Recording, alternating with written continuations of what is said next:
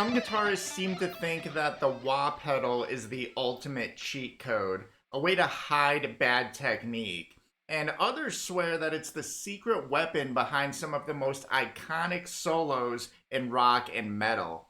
So is the wah pedal a crutch, or is it one of the most expressive tools in a shredder's arsenal? Today we're going to break down the controversy, and by the end, you might never look at the wah pedal the same way again. And whether or not you end up deciding to use or keep using the wah pedal by the end of this, I've got a gift I want to give you to help you become a better shredder either way, and that's my Shred Smarter Blueprint. It's totally free and it breaks down the 3 biggest shred guitar mistakes and shows you what to do instead if you want to play faster, tighter, and cleaner. So just click the link for that in the description or go to zachsharguitar.com and download this awesome free resource.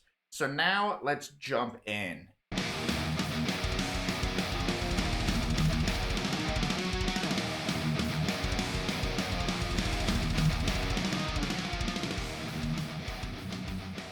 So let's talk about why the wah pedal gets such a bad reputation sometimes. So there are some players that do overuse the wah pedal, and they do this in a way where at least it seems like it's masking for sloppy playing or poor technique. And this sort of fuels the whole idea of the cheating criticism that the wah pedal gets.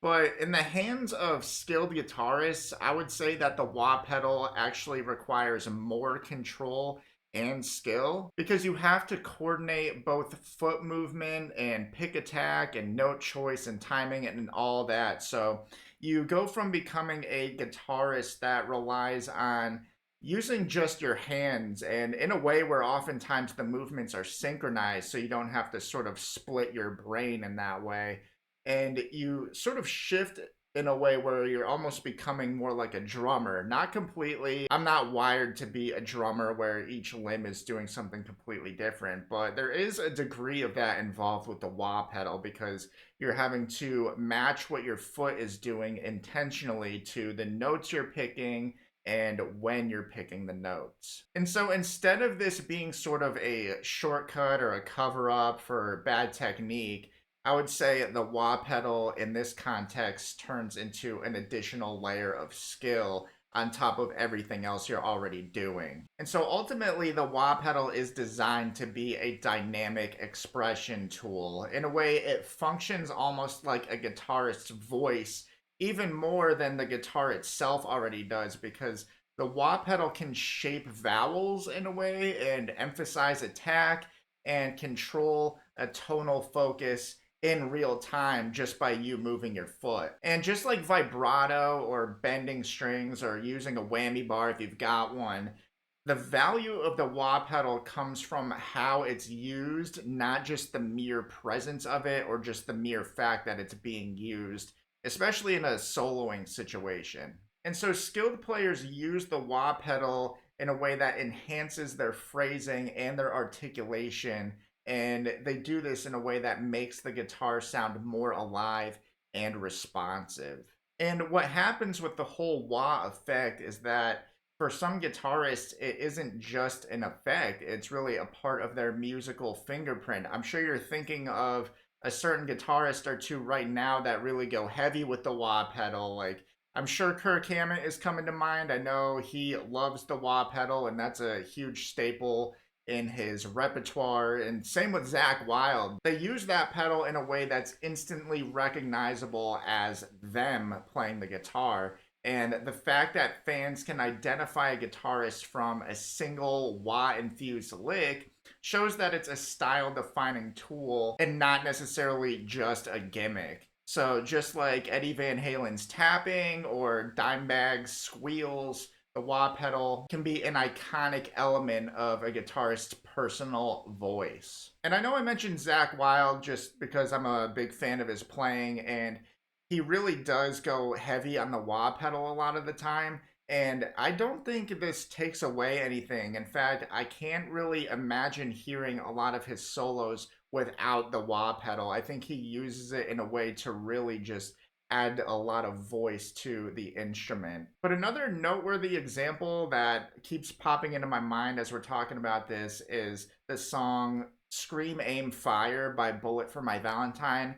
There's really just a part of the solo in that song where the wah pedal is used. It's not used throughout the entire solo. And to me, this shows how selective you can be in using this pedal and add it as you see fit. And another noteworthy example I have to throw in there is the song Sweet Dreams by Marilyn Manson.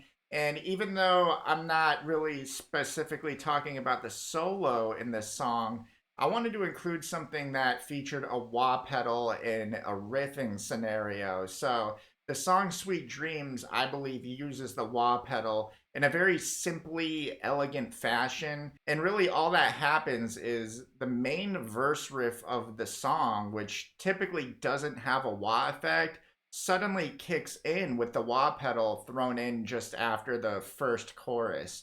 And right after that, it just returns back to normal. And to me, this is an example that specifically points to a broader overarching thought process when it comes to songwriting, because it highlights an underrated approach to songwriting where little nuances, effects, and techniques, etc., change as verses or choruses repeat in order to maximize a listener's interest, attention, and engagement with the song. So in a way, the wah pedal can do just that. It can be a way to just throw a little something different in the mix just to keep your listeners more engaged and interested to what you're playing. So is the wah pedal a crutch? I think we've made it pretty clear. It's really not that different than distortion, delay, a noise gate, any other effect like that. In the wrong hands, sure, it can cover up bad playing, but in the right hands, it's a dynamic, expressive tool that can become part of a guitarist's signature voice. And if you want to take your lead playing with or without a wah pedal to the next level, grab my free Shred Smarter blueprint if you have not done so already. It breaks down the 3 biggest mistakes that players make when trying to shred fast by giving you strategies that'll help you play faster and cleaner than ever. You can grab it just by using the link in the description or by going to ZachSharGuitar.com. Thank you so much for watching. I'm Zach with Zach Shar Guitar. Stick in, keep shredding, and God bless.